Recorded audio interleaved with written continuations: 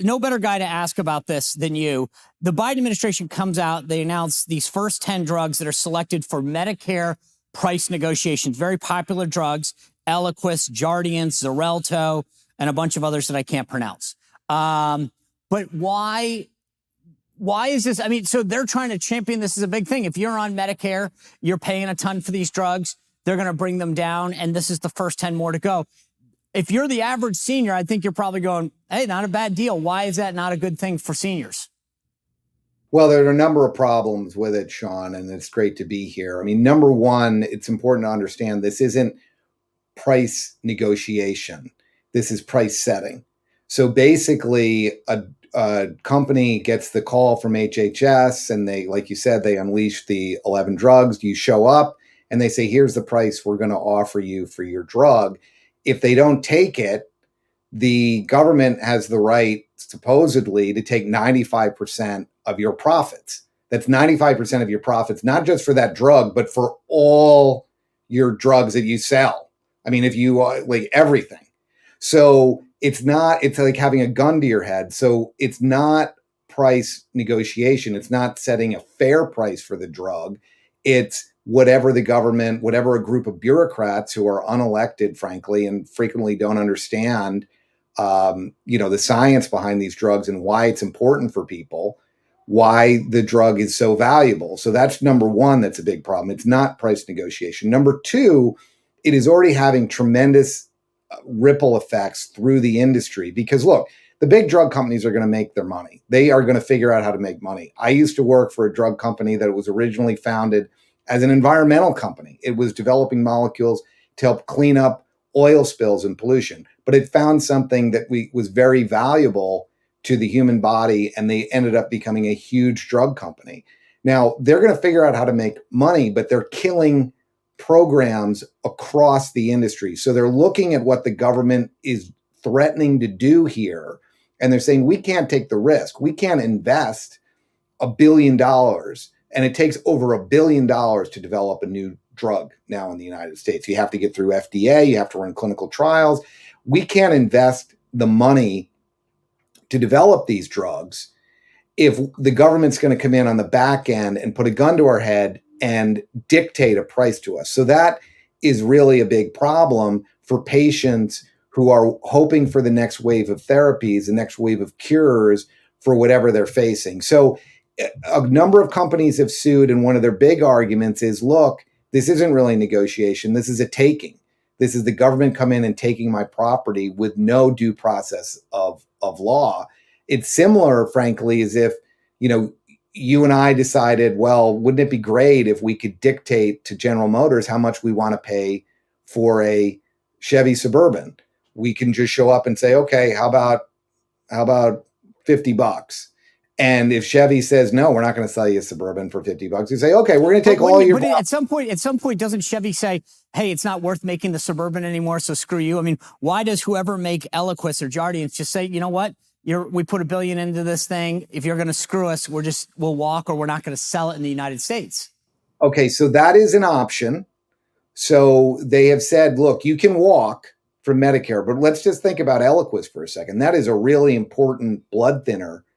The reason why it's on the list is because so many patients are on it. It's not because the price in and of itself is disproportionately high, or it is an unfair price. It's because so many patients are taking it and their lives are being sustained by it. What is the company going to do? Say, we're going to let all these people die and stroke out? They're in a very... But you're talking about a battle. I get it. I'm not... Yes, they might not let them die. But the way I hear about this in the media, and this is why I think your opinion is so valuable on this, is that all I hear in the media is that Joe Biden's going to take these first 10 drugs, make them more affordable for people. And again, if you're on Eliquis and who knows what you're paying, and suddenly they say, oh, it's $10 or $50 to make your Chevy Suburban example. I go, okay. And I haven't heard anything on the other side. I haven't heard us peep. And that's why I wanted you on the show, because the Republicans have been silent. The pharmaceutical industry has been silent. Frankly, I don't know that I believe them. But I guess my question is, why is it that you can articulate this argument so well And for something that would be so life-altering and so industry-altering, there's been absolute silence.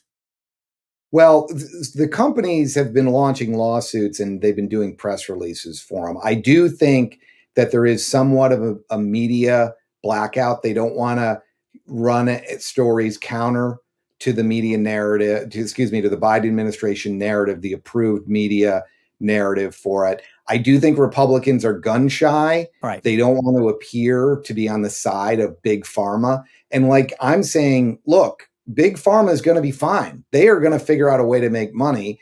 They are going to change their product portfolio. They'll invest in different things. They'll invest in easier things to go after, and they will make money. Make no mistakes about it. So what is at stake? What is at stake are the treatments of the future, the therapies of the future. And it's very difficult to say, look, this therapy is not going to be developed, except for the fact that companies have been announcing that they are killing certain clinical programs. I mean, Genentech, a brilliant company, announced recently that they were killing an entire clinical program.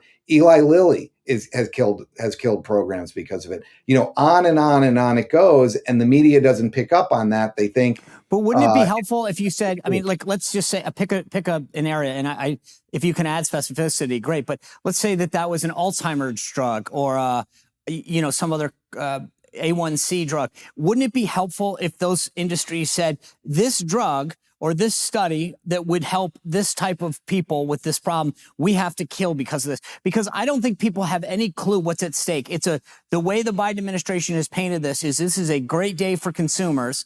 And if you're a consumer, let's say you're paying $100 for Eliquis or Jardiance or Xarelto, and they say, oh, it's 10. You're going, this is awesome. Thanks, Joe Biden. Right. So there's two things I want to say. One, let's go to your Alzheimer's example, which is a great example, right?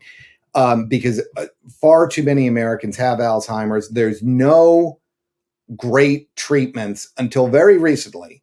The first new therapy was approved by FDA for in a class called amyloid plaque inhibitors, and they reduce the plaque on the brain, and which is a key marker of Alzheimer's. And there are clinical studies now that show improved function and slowing the rate of disease progression.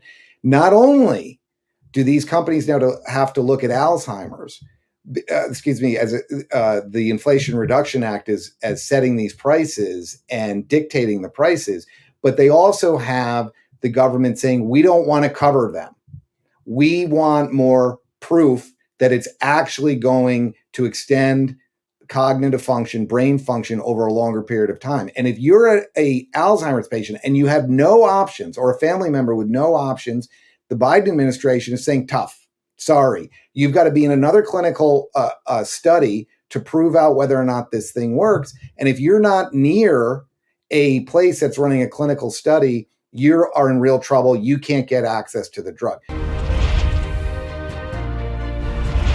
Well, if you enjoyed this content, make sure you click the link below to find out more, or you can go to SeanSpicerShow.com to stay up to date on all my content.